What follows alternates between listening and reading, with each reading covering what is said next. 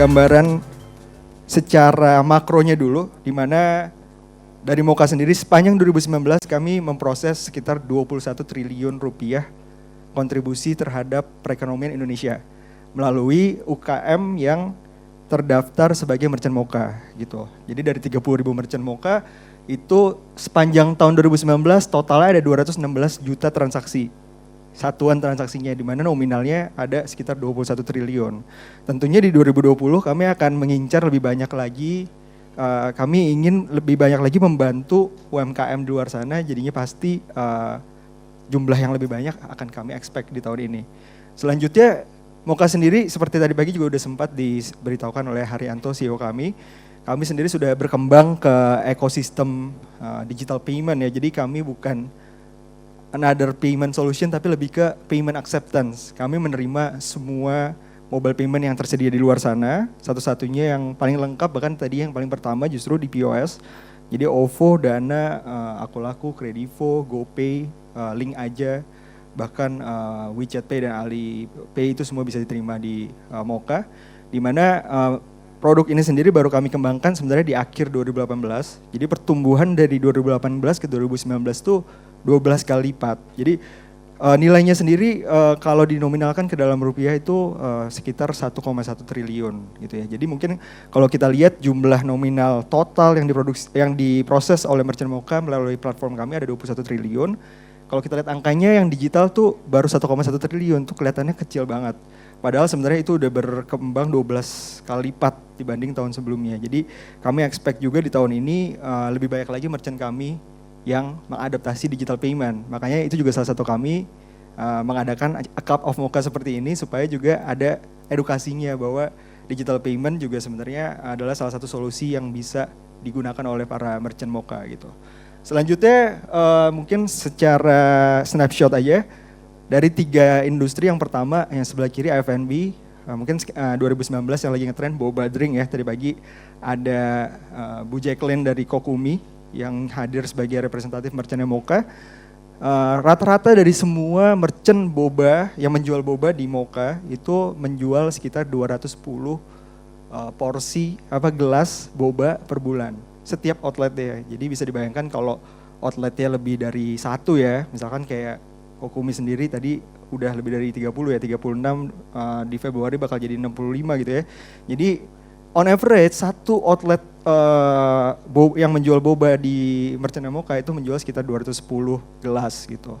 Yang mana sebenarnya ini kan karena average ya, jadi datanya agak sedikit ketarik ke bawah gitu ya. Karena kan sebenarnya banyaknya justru yang belum di level Kokumi gitu ya. Jadi aslinya mungkin kalau brandnya udah lebih gede itu lebih dari 210 seperti itu. Yang kedua kalau kita bicara dari segi retail, itu jepit rambut mutiara adalah most sold item di 2019 yang diproses oleh Moka. Jadi minimal ada 215 secara average item jepit rambut mutiara terjual di setiap outlet gitu. Dan juga kalau dari segi service itu eyelash extension itu juga salah satu yang lagi naik trennya di 2019. Ada sekitar 50 service package berupa eyelash extension ini terjual di setiap outlet setiap bulannya, seperti itu.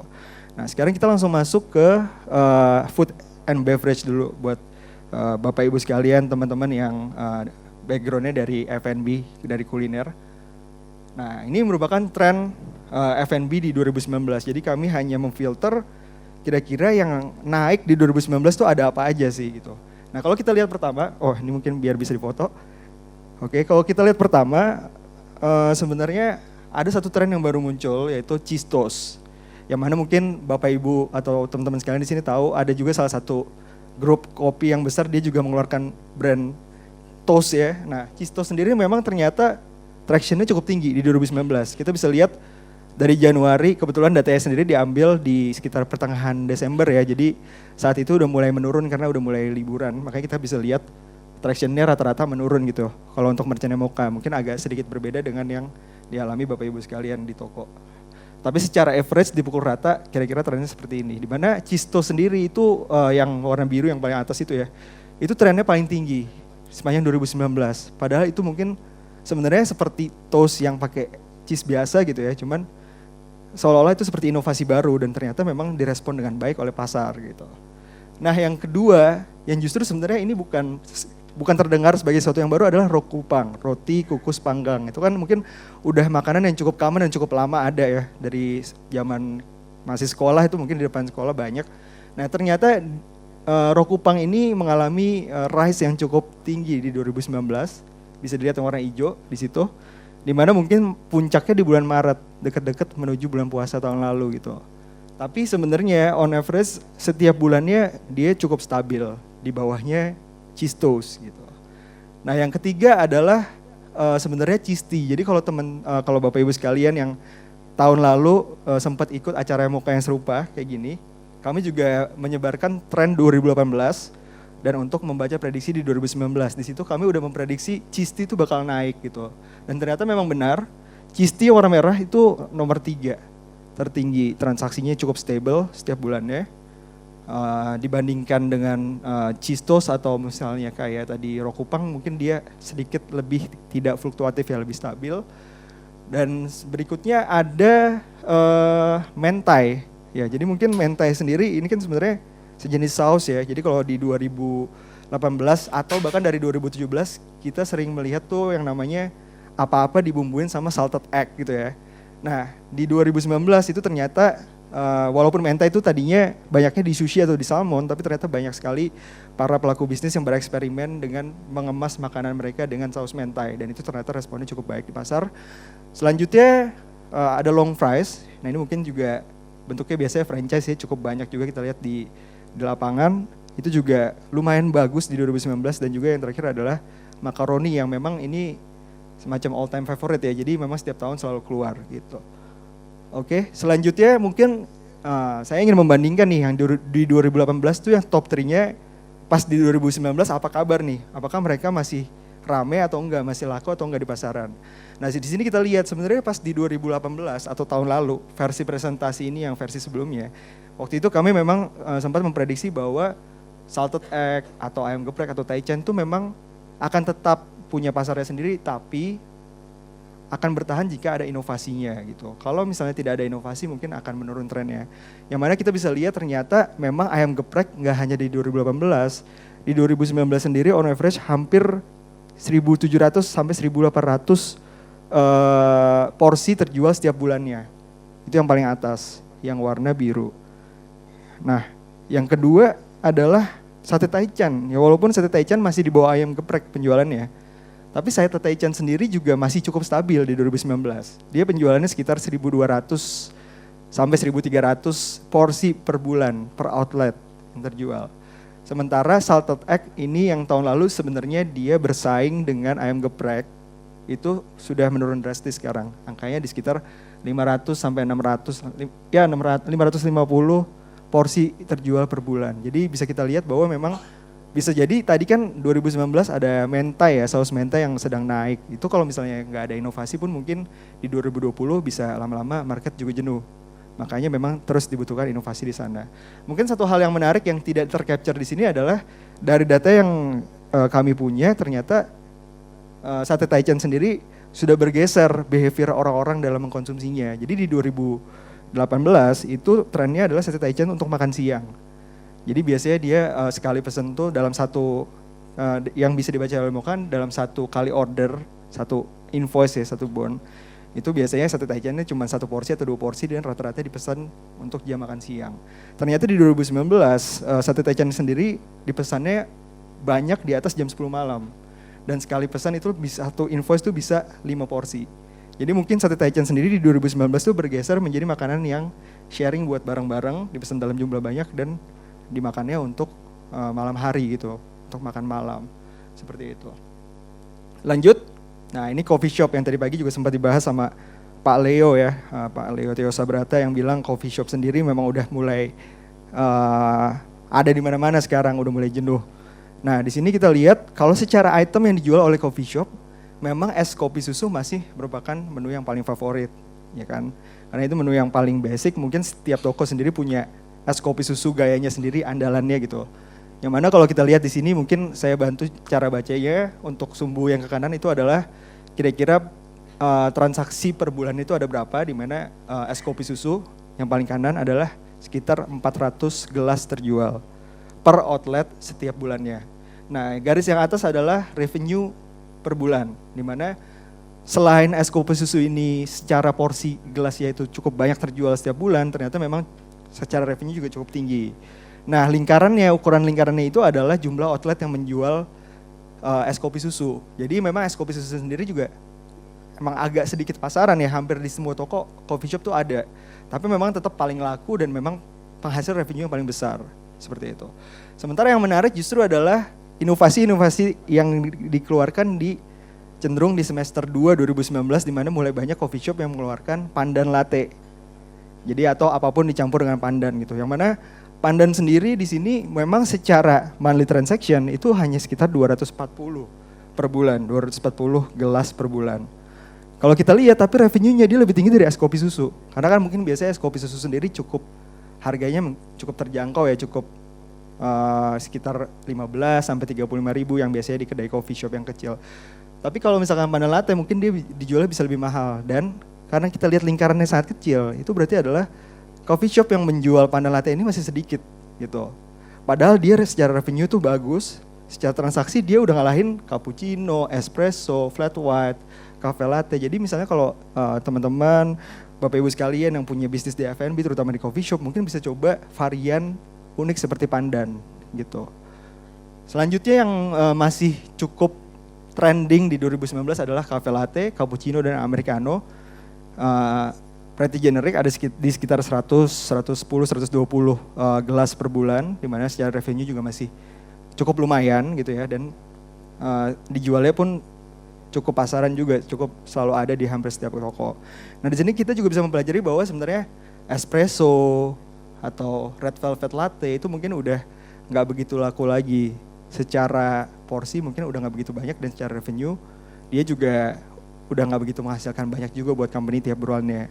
Tapi di mana-mana juga tetap dijual. Nah biasanya ini juga yang tadi pagi coba saya sambungin dengan Bu Jacqueline ya dari Kokumi. Di situ juga Jacqueline sendiri selalu memonitor tiap bulannya kira-kira menu dia yang top 10 tuh apa sih, menu-menu yang gak laku tuh apa, dan itu dia bisa cut gitu. Nah lewat platform seperti Mocha juga akhirnya kita juga bisa lihat kalau mungkin ternyata produk-produk atau menu-menu yang udah mulai nggak banyak yang pesan lagi, itu mungkin bisa kita pertimbangkan ulang apakah perlu dijual lagi atau enggak.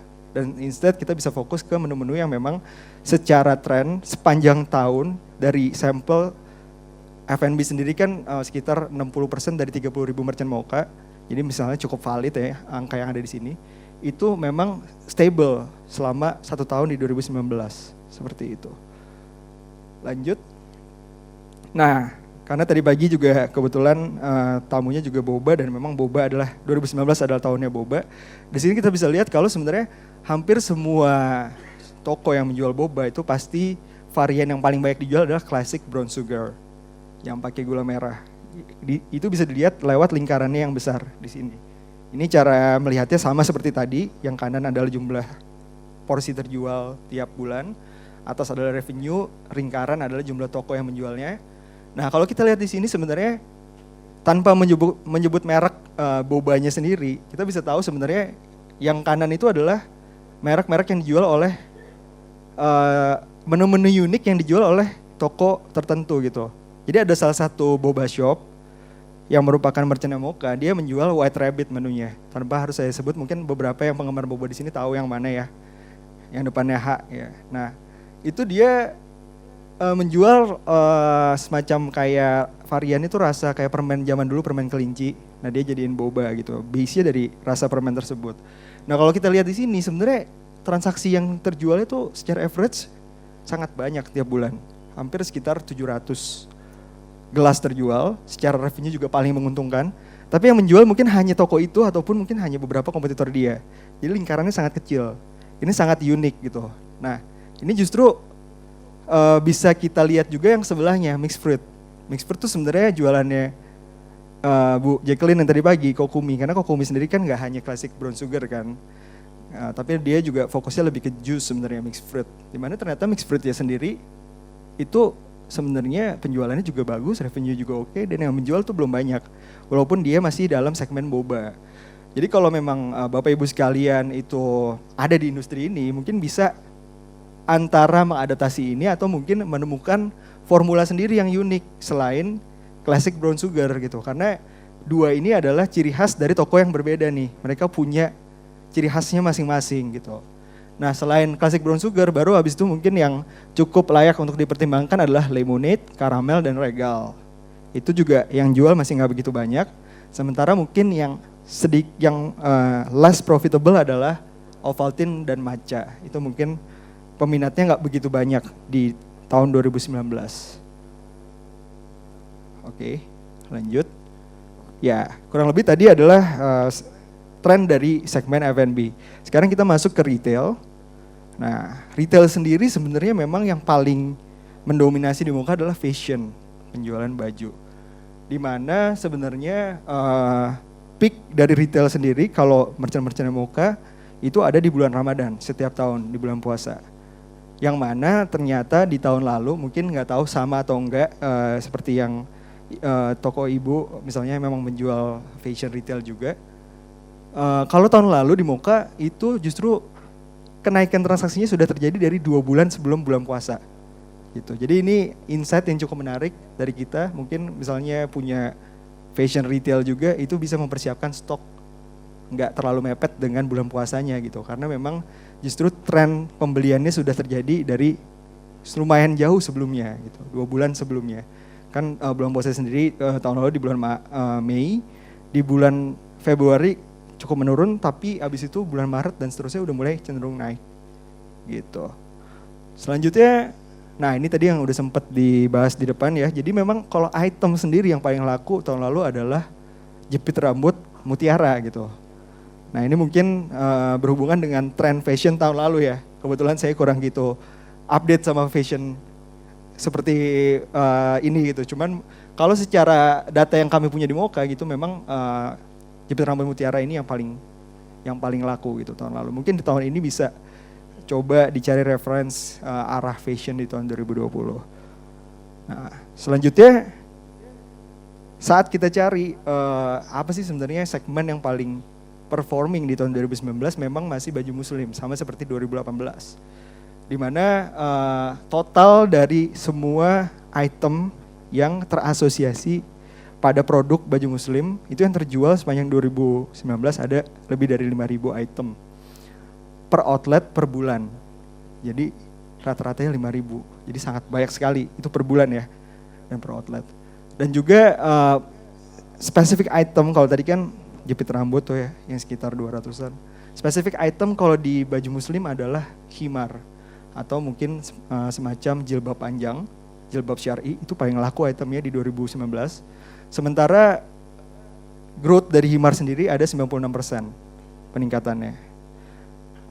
Lanjut kita ke service. Nah, service sendiri yang paling laku adalah facial treatment di 2019. Jadi skin, tapi facialnya yang lebih ke skin, bukan yang alis atau yang bulu mata, tapi lebih ke skin treatment untuk di facialnya. Yang mana setiap ada transaksi facial treatment sangat dekat atau sangat didominasi dengan pembelian juga masker wajah. Jadi semacam paket gitu ya. Dan selanjutnya yang masih lumayan, kita bisa lihat facial treatment sangat jauh sekali ya. Dari segi jumlah service terjual maupun revenue. Dan juga secara penyebaran dari toko yang menjual fashion treatment sendiri nggak begitu banyak juga di situ. Sementara jauh setelah itu baru nomor 2-nya adalah haircut, potong rambut, barbershop gitu. Tapi memang masih banyak jumlahnya dan sebenarnya masih cukup menguntungkan juga. Dan selanjutnya baru adalah eyelash extension yang masih cukup oke. Walaupun kita di sini bisa lihat ternyata massage sama body treatment tuh masih lebih menguntungkan massage secara revenue ya, bukan menguntungkan. Secara revenue masih banyak lebih menyumbang dari massage ketimbang body treatment dan eyelash justru. Seperti itu. Lanjut. Nah, ini yang terakhir yang bisa saya persembahkan hari ini. Kalau secara itemnya yang terasosiasi dengan service industry, jadi kan di service industry sendiri nggak cuma jual jasanya, tapi ada produknya juga kan.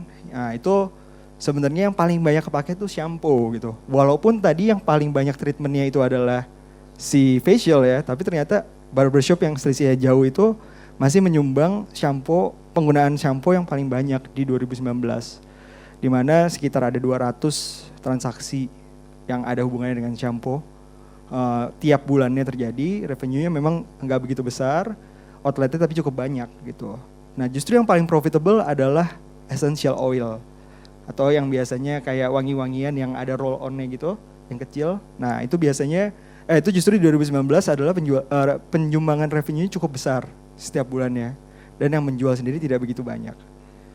Nah jadi untuk di 2020 seperti apa yang harus kita persiapkan gitu ya di 2020 setelah mempelajari tren yang ada di 2019. Nah di sini kita bisa lihat kalau sebenarnya dari segi rentang harga ini untuk F&B perwakilannya mungkin kita masih ngomongin coffee shop. Tidak ada perbedaan harga yang sangat jauh dari tiap kota. Cara bacanya adalah mungkin yang garis bawah itu adalah kuartil 1, garis yang kotak persegi yang biru yang bawahnya itu kuartil 2 sampai yang garis tengah di dalam kotaknya itu baru average-nya, atasnya kuartil 3, atasnya kuartil 4. Nah, yang titik-titik itu apa? Titik-titik adalah outlier. Itu juga kita record outlier-nya sendiri. Jadi secara mungkin kalau kita lihat average-nya yang cukup garis di tengah di dalam persegi panjang biru setiap kota, itu average harga kopi yang terjual gitu. Yang mana di sekitar 20.000, 23, ada yang 17.000. Jadi nggak begitu beda jauh sebenarnya harga setiap gelas kopi yang dijual oleh merchant Mocha. Di sini bisa kita lihat berarti sebenarnya secara price sensitivity mungkin sebenarnya nggak begitu, kalau kita jual di segitu respon pasar masih bagus-bagus aja. Ini kita bisa lihat ada outlier yang misalnya di Jakarta ya, itu banyak yang di bawah 15.000, itu bisa kita lihat mungkin banyak tren minuman yang memang dijualnya harga 7.000-an kan sekarang banyak ya, 7.000, 10.000. Nah itu ternyata memang cukup banyak juga transaksi di Jakarta. Tapi di kota lain nggak begitu banyak gitu. Nah jadi apa yang bisa kita lakukan setelah melihat data ini adalah kita bisa ekspansi keluar Jakarta mungkin di kota-kota yang secara operasional lebih rendah dari Jakarta. Tapi kita menjual harganya masih bisa sama kayak harga yang kita jual di Jakarta. Jadi marginnya bisa lebih besar seperti itu. Selanjutnya ini dari segi boba ya, tadi kita bisa lihat. Kalau misalnya kita pengen buka boba shop, itu enaknya di mana? Nah ini agak beda ya cara bacanya. Jadi yang ke kanan itu adalah jumlah outlet per 10.000 populasi. Gitu. Jadi makin ke kanan populasinya makin padat. Jadi dan yang ke atas itu adalah transaksi per outlet. Gitu. Nah lingkarannya adalah jumlah populasi penduduk di 5 kota di Jakarta gitu ya. Yang mana kalau kita pengen buka boba shop yang baru itu yang paling oke itu lokasinya adalah di Jakarta Barat. Karena secara density, jumlah outlet per 10.000 populasi itu dia belum begitu padat, nggak kayak di Jakarta Pusat atau Jakarta Selatan. Tapi transaksinya masih cukup banyak, berarti kompetisinya masih belum begitu banyak di Jakarta Barat. Sementara di Jakarta Timur mungkin juga cukup potensial, tapi sebenarnya jumlah transaksinya tidak begitu banyak. Gitu. Jadi mungkin orang Jakarta Timur nggak sebanyak itu mesen boba dibanding wilayah lain di Jakarta yang lain selain Jakarta Timur. Oke. Selanjutnya dari segi retail, nah ini kita bisa melihat kalau sebenarnya tren bulan puasa sendiri yang tadi itu cenderung menurun 12% setelah lebarannya, baru habis itu mulai naik lagi. Jadi sekitar 70% dari merchant yang bergerak di bidang retail tuh cenderung mengalami penurunan di minggu terakhir bulan Ramadan. Nah ini kan bisa jadi banyak faktor juga, bisa jadi memang tokonya tutup, customer-nya pulang kampung, atau misalnya yang jualan juga nggak ada, udah pada cuti. Tapi kalau misalkan Bapak Ibu sekalian memang punya toko yang benar-benar bisa stoknya masih ada, terus misalnya emang sistemnya sendiri, SOP sendiri tidak ada petugas yang tetap bisa berjaga di saat minggu terakhir bulan puasa gitu ya, atau di saat lebaran. Itu sebenarnya bisa jadi peluang juga untuk memperpanjang periode diskon gitu. Karena sebenarnya di saat yang lain mengalami penurunan, itu bisa jadi kan karena lagi-lagi tokonya emang tutup, jadi customer juga nggak ada opsi buat milih, itu toko tetap buka itu mungkin bisa dipertimbangkan kalau memang ada kemampuan untuk di situ, membuat toko tetap buka di periode tersebut. Karena penurunan 12% ini cukup lumayan, yang mana bisa ditutup sebenarnya. Dan ini adalah tren yang cukup banyak, 68% mengalami penurunan tersebut. Oke. Nah, terakhir untuk dari segi service, karena memang facial treatment itu sangat mendominasi sekali di segmen service di 2019 dan nomor 2-nya barbershop itu jauh banget. Berarti apa aja nih yang harus dipersiapkan gitu. Jadi Kalau dari Mocha rekomendasi adalah segala jenis produk atau treatment yang masih berhubungan dengan perawatan wajah. Jadi facial treatment, masker wajah, acne care, tadi kan juga ada ya nomor 2 di bagian item setelah shampoo. Dan sebelum essential oil itu ada acne keluar. Night cream dan day cream juga cukup banyak tractionnya di 2019. Jadi ini adalah rekomendasi dari Mocha untuk 2020, di mana sebenarnya semua data ini bisa Bapak Ibu sekalian download di blognya Mocha. Nanti bisa langsung cari aja blog, search aja di Google Mocha blog gitu ya. Di situ nanti akan ada link untuk mendownload si tren 2019 dan prediksi 2020 ini dalam bentuk e-book. Jadi datanya lebih banyak lagi daripada slide yang hari ini gitu. Yang hari ini saya hanya mempresentasikan sebagian kecil yang mungkin cukup menarik untuk dicerna di sesi Akom volume 1 kali ini. Sebenarnya dari saya sudah cukup sepertinya. Mungkin saya kembalikan ke MC. Terima kasih banyak atas perhatiannya.